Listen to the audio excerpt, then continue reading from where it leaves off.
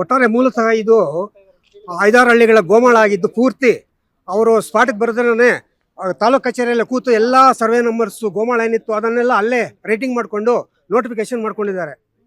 ಎರಡನೇದಾಗಿ ಬಂದು 31ರಲ್ಲಿ ನೋಟಿಫಿಕೇಶನ್ ಆಗಿದೆ, 41ರಲ್ಲಿ 400 ಎಕರೆಗೆ ಸ್ಟೇಟ್ ಅಪ್ರೂವಲ್ ಆಗಿದೆ. ಅಂದಮೇಲೆ ಅದು ಲೆಸ್ ಆಗ್ತದೆ, ಇದು ಹಿಡ್ಕೊಳ್ಳುತ್ತದೆ. ಈ ಬರ್ದಿರಾ ಅವರು ಸುಳ್ಳು ಹೇಳಿ ಸುಳ್ಳು ದಾಖಲೆ ತೋರಿಸಿ ನಮಗೆ ನೈಟ್ ಬಂದು ಜೆಸ್ಬಿಗಳು ತಗೊಂಡು ಆನೆಗಳ ಥರ ನಾವು ನಮ್ಮನ್ನೆಲ್ಲ ಎಳೆದ್ಲಾಡಿ ತಳ್ಳಿ ರಕ್ತಪಾತಗಳು ಮಾಡಿ ಯಾರು ಕೇಳೋರಲ್ಲಿ ಇಲ್ಲಿವರೆಗೂ ಒಬ್ಬ ಮನುಷ್ಯ ಬಂದು ಯಾಕ್ರಿ ಹಿಂಗೆ ದೌರ್ಜನ್ಯ ಮಾಡ್ತಾರೆ ಹಿಟ್ಲರ್ ಕಾಲದಲ್ಲಿ ಮಾಡ್ದಂಗೆ ಅಂತ ಯಾವನೂ ಒಬ್ಬನು ಕೇಳಿಲ್ಲ ಪ್ರಜಾಪ್ರಭುತ್ವದಲ್ಲಿ. ಅದು ನಮಗೆ ಬೇಜಾರಿದೆ, ಅರ್ಥ ಆಯ್ತಾ? ಇದು ಏನು ಮಾಡ್ತಾರಂದ್ರೆ ನೋಡಿ, ನಮ್ಮದೇ ಒಂದು ರೆಕಾರ್ಡ್ ನೋಡಿ, ಇಟ್ಕೊಳ್ಳಿ ಚೆನ್ನಾಗಿ ನೋಡಿ.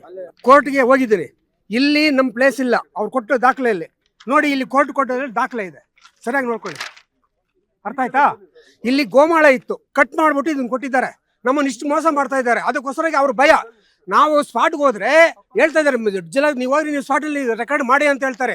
ರವಿ ಎಂಟರ್ಪ್ರೈಸಸ್ ನಲ್ಲಿ ನಿಮಗೆ ಬೇಕಾದ ಎಲೆಕ್ಟ್ರಾನಿಕ್ಸ್ ನ 20ಕ್ಕೂ ಹೆಚ್ಚು ಬ್ರ್ಯಾಂಡ್ ಕಂಪನಿಗಳ TV, fridge, washing machine, home theatre, sofa set, dining table, mattress, beds, ಎಲ್ಲಾ ರೀತಿಯ ಫರ್ನಿಚರ್ಗಳು ಕಡಿಮೆ ಬೆಲೆಗೆ ದೊರೆಯುತ್ತದೆ.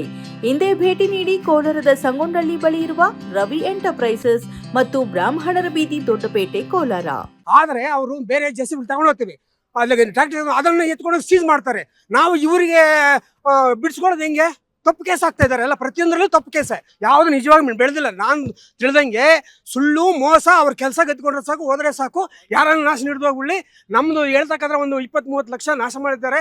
ಒಂದು ಗ್ರೀನ್ ಹೌಸು, ರೇಷ್ಮೆ ಎಲ್ಲ ಹಾಕಿ ಬೇಲಿ ಎಲ್ಲ ತೆಳಿದ್ದಾರೆ. ಅವ್ರು ಹೆಂಗ್ ಮಾಡ್ತಾರೆ ಗೊತ್ತಾ? ಫಸ್ಟ್ ದಿವಸ ಇವರು ಸರ್ಕಲ್ ಇನ್ಸ್ಪೆಕ್ಟರ್, ನೀನು ಕೇಸ್ ಇದ್ರೆ ಲಾಯನ್ ಕರ್ಕೊಂಡು ನಿಲ್ಲಿಸ್ತೀನಿ ಅಂತ ಹೇಳಿದ್ರು.